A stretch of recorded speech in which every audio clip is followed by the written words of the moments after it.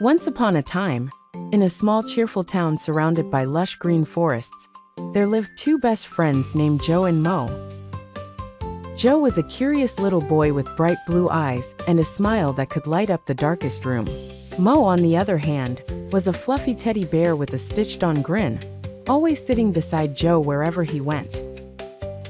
One sunny morning, as the birds were chirping and the breeze was gently blowing, Joe decided he wanted to explore the forest just outside the town. It was said to be full of tall trees, colorful flowers, and mysterious trails. Of course, Mo was excited about the adventure too, though his stuffing made it hard to express his eagerness.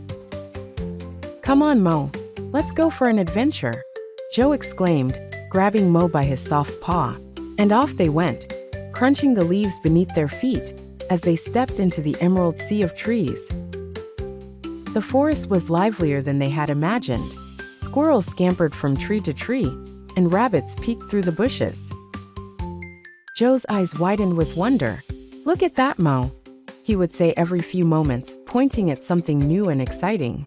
Time seemed to stretch as they ventured deeper into the heart of the forest. Joe was so captivated by the beauty around him that he didn't notice he had wandered far, far from the familiar path. As the sun began to dip lower in the sky, painting it with hues of orange and pink, Joe paused.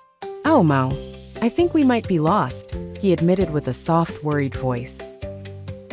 Mo's eyes, though made of shiny buttons, seemed to reflect Joe's concern. Determined not to be scared, Joe took a deep breath and decided to retrace his steps. "We can do this, Mo," he assured his silent companion. They walked back the way they thought they had come, but every turn looked like the one before. Trees stood like giant sentinels, casting long shadows that seemed to tease them with their sameness. Then, a soft rustling caught Joe's attention. Out popped a wise old owl from a nearby tree, blinking its large, round eyes. Who looks like someone needs a little direction," the owl hooted.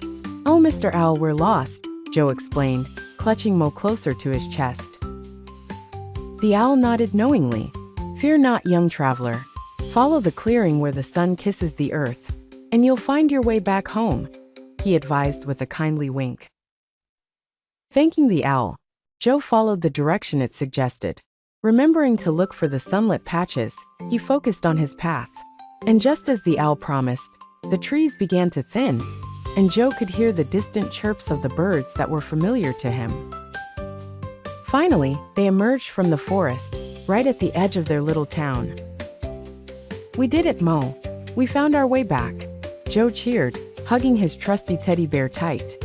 From that day on, Joe and Mo made sure to carry a small map whenever they went exploring, but the thrill of adventure still sparked excitement in their hearts.